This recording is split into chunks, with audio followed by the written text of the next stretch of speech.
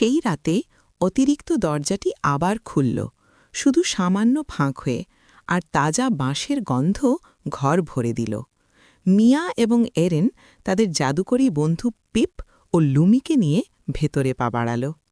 তারা নিজেদেরকে একটি বাঁশবনে খুঁজে পেল, যেখানে লম্বা কাণ্ডগুলো এমনভাবে ঝুঁকে আছে যেন শুনছে। বাঁশগুলো তাদের নাম ফিসফিস করে বলল, মিয়া, এরেন। পিপ তার নামটাও কুই কুই করে বলল, পিপ।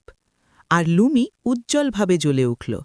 কিন্তু একটি খোলা জায়গায় একটি বিশাল সবুজ বাঁশ পাণ্ডা বসেছিল, তার হাতে একটি বাঁশি।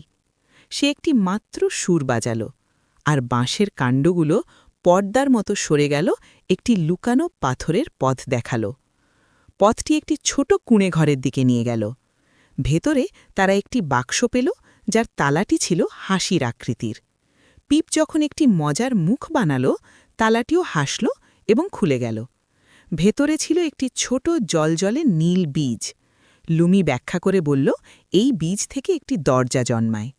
মিয়া এটি পকেটে রাখতেই বাঁশগুলো একটি সতর্ক বার্তা ফিসফিস করে বলল।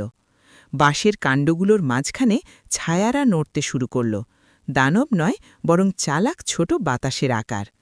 বাঁশ পাণ্ডাটি উঠে দাঁড়াল এবং তার পা জোরে মাটিতে ঠুকল, আর বাতাসের আকারগুলো স্থির হয়ে গেল।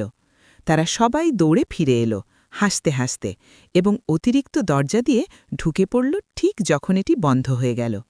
এমন আরও উত্তেজনাপূর্ণ গল্প পেতে সাবস্ক্রাইব করতে ভুলবে না।